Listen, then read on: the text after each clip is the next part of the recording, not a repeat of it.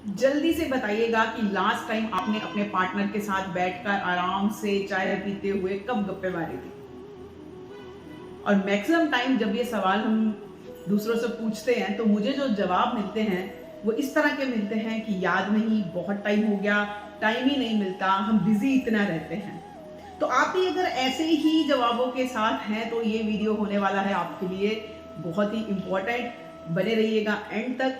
और आज हम बात करेंगे किस तरह से आप अपने रिलेशनशिप को, आप अपने कम्युनिकेशन को और भी ज़्यादा बेहतर, और भी ज़्यादा स्ट्रॉन्ग, और भी ज़्यादा मज़ेदार बना सकते हैं। तो स्टार्ट करते हैं आज का ये वीडियो। स्टार्ट करने से पहले आप सब्सक्राइब कर लें मेरे इस चैनल को, और कंटेंट पसंद आए तो लाइक और शेयर भी ज़रूर करिएगा।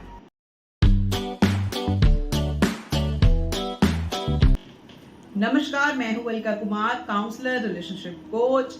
और आज का वीडियो होने वाला है बहुत ही मज़ेदार, क्योंकि आज के वीडियो में हम बात करने वाले हैं बातचीत के बारे में।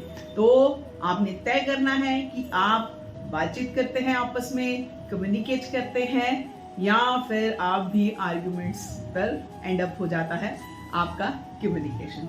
क्योंकि हस्बैंड वाइफ के इस खूबसूरत रिलेशनशिप का जो बेस है, जो आधार है, वो हम सब जानते हैं। बहुत सारी चीज़ें हैं, तो मैं उनमें ना जाकर ये बात करना चाहूँगी कि किस तरह से जब हम नॉर्मल कम्युनिकेट नहीं करते हैं, जब हम आपस में गपशप नहीं करते हैं, जब हम कामों के अलावा और कोई बात आपस में नहीं करते हैं, तो हम नहीं जान पाते कि हमारा पार्टनर क्या चाह रहा है, क्या सोच रहा है, उसके अंदर क्या चल रहा है, वो किस तरह के इमोशनल स्ट्रगल से गुजर रहा है, वो मेरे से क्या एक्सपेक्ट करता है, वो अपनी लाइफ में मेरी क्या, किस तरह की प्रेजेंस चाहता है।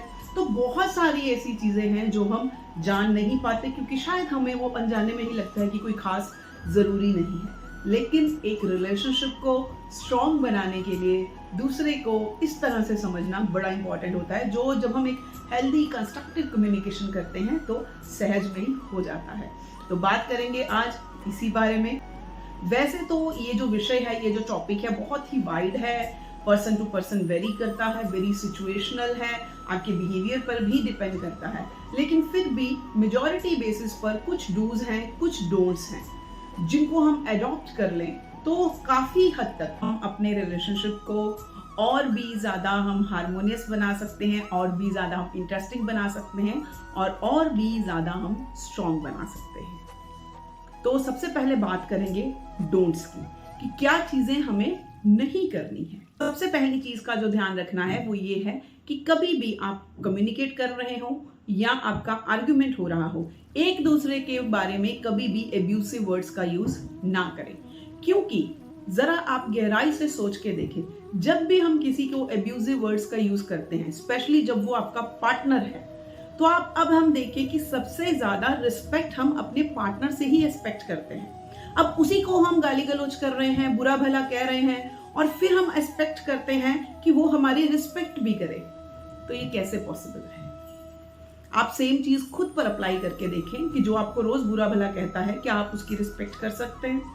नहीं। तो ये मोस्ट इंपॉर्टेंट फैक्टर होता है एक रिलेशनशिप में, कि जिससे हम रिस्पेक्ट चाह रहे हैं उसको रिस्पेक्ट देना भी पड़ेगा। कभी भी बातचीत करते हुए या आर्ग्यूमेंट्स के टाइम पर एक दूसरे की फैमिलीज को बुरा भला ना कहें, उनके बारे में गलत बातें ना कहें, क्योंकि हो सकता है कि वो गलत ही हो, लेकिन कहीं ना कहीं आपके पार्टनर के इमोशंस, उसकी जो मैटरनल फैमिलीज हैं, उसके साथ जुड़े होते हैं। तो अगर हम किसी को बुरा भी कह रहे हैं तो कहीं ना कहीं हम अपने पार्टनर को ही हर्ट कर रहे होते हैं।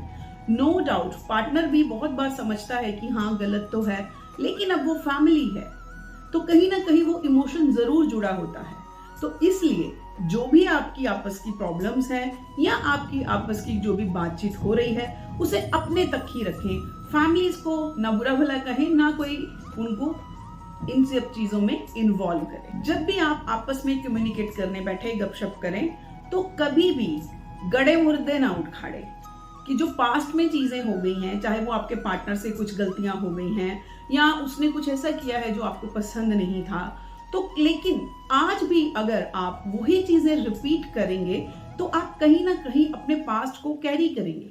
पास्ट तो जाने अनजाने खराब हो ही गया है, लेकिन अब उन चीजों को आज में लाकर अपने आज को भी खराब कर रहे हैं, जो कि अच्छा हो सकता है। इसलिए जिस भी टॉपिक पर आपकी बातचीत हो रही है या समहाउ कोई आर्ग्यूमेंट ही हो रहा है, तो आप उसी टॉपिक पर स्ट्रिक्ट रहें। आप पिछली बातों को उस बात पर लाकर एक डिस्ट्रक्टिव माहौल ना पैदा करें। जो भी आपकी बातचीत चल रही है वो एक कंस्ट्रक्टिव मोड पर खत्म हो, उसके लिए कभी भी पिछली बातों को प्रेजेंट पर ना लेके आए। एक ये बेसिक ह्यूमन टेंडेंसी है कि जब भी कोई चीज होती है या कोई ऐसी घटना होती है जो अच्छी नहीं है, या घर में कोई ऐसी छोटी मोटी बात हो जाती है, तो हम उसके लिए दूसरों को ब्लेम करते हैं। हमारी कोशिश होती है कि अपना पॉइंट प्रूव करने के लिए, खुद को सही साबित करने के लिए हम तुरंत दूसरे पर ब्लेम लगा देते हैं। अब होता यह है कि जब हम कॉन्टिन्यूअस वैसे ही थॉट हमारे ब्रेन में चल रहे हैं, वैसे ही सोच हमारी बनी हुई है, हम किसी ना किसी तरह सिर्फ अपना पॉइंट ही प्रूव करना चाहते हैं और दूसरे पर ब्लेम ही लगाए जा रहे हैं, तो हम कहीं ना कहीं खुद को नहीं देख पाते हैं। हम अपना रोल नहीं समझ पाते हैं कि मान लो दूसरे की गलती थी भी, लेकिन अगर मैंने थोड़ा सा सेंसिबली बिहेव किया होता तो सिचुएशन इतनी खराब नहीं होती। तो इसलिए जरूर कोशिश करें कि जब भी आप किसी भी इस तरह की कम्युनिकेशन में हो, आपकी इस तरह की जब भी कोई बातचीत चल रही हो, तो आप ब्लेम गेम से बिल्कुल बचें, ताकि आपका जो कम्युनिकेशन है वो एक प्रोडक्टिव नोट पर खत्म हो। एक बहुत ही कॉमन बिहेवियर मैंने नोटिस किया है, वो ये होता है कि जाने अनजाने कपल्स को आदत होती है अपने पार्टनर को दूसरों के साथ वो कंपैरिजन करते हैं। कंपैरिजन भी इस तरह से कि जैसे उसकी वाइफ कितना अच्छा खाना बनाती है, देखो उसने घर को कितना अच्छा रखा हुआ है, उसके हस्बैंड कितने सपोर्टिव हैं, देखो वो कितनी केयर करते हैं। इस तरह की बातें जब हम अपने पार्टनर से कर रहे होते हैं, हम भूल जाते हैं कि दूसरे का पार्टनर कितना भी अच्छा हो, वो मेरे सुख का कारण नहीं बनेगा, मेरे सुख का कारण मेरा ही पार्टनर बनेगा। इसलिए जाने अनजाने अपने पार्टनर का कंपैरिजन करके उसको नीचा ना दिखाएं, उसको छोटा ना फील कराएं। एक और कॉमन प्रैक्टिस है कि जब भी किसी का आर्गुमेंट अपने पार्टनर के साथ होता है, तो वो दूसरे लोगों के साथ अपने पार्टनर की बुराइयां करना शुरू कर देते हैं। वो आपके ऑफिस के कलीग्स हो सकते हैं जिनसे आप बुराई करते हैं, वो आपकी अपनी फैमिली हो सकती है जिनसे आप बुराई करते हैं, या आप के कोई आस पड़ोस के लोग या आपके कोई फ्रेंड्स हो सकते हैं जिसके सामने आप अपने पार्टनर की बुराई कर रहे होते हैं। वहां जाने अनजाने आप एक विक्टिम गेम प्ले कर रहे होते हैं। आप खुद को ये दिखाने की कोशिश कर रहे होते हैं कि मैं कितना बेचारा हूं या बेचारी हूं, या मैं फंस गई हूं, या मैं कितना जुल्म सह रही हूं। इस तरह की एक मेंटालिटी डेवलप होती है।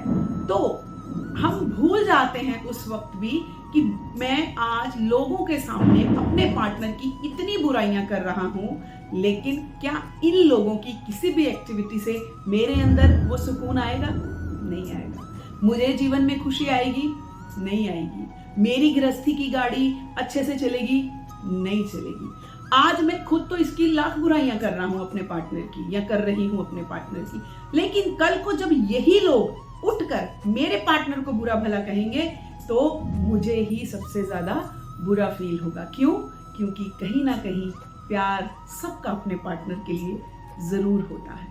तो इसलिए जो भी प्रॉब्लम है, जैसे भी आप हर्ट हुए हैं, जिससे ठीक होगा उसी को कहें। सारी दुनिया लाख खुश हो, अगर मेरा पार्टनर खुश नहीं है तो मेरे जीवन में खुशी नहीं आ सकती। तो इसलिए जो भी प्रॉब्लम है वो अपने पार्टनर को प्यार से बैठकर जरूर कहें, कम्युनिकेट करें, ताकि आप जग हंसाई से बच सके। लोग आपके सामने तो जरूर आपको सिंपैथाइज करेंगे, लेकिन पीठ पीछे वो आपकी भी बातें करेंगे। हमेशा ध्यान रखिए।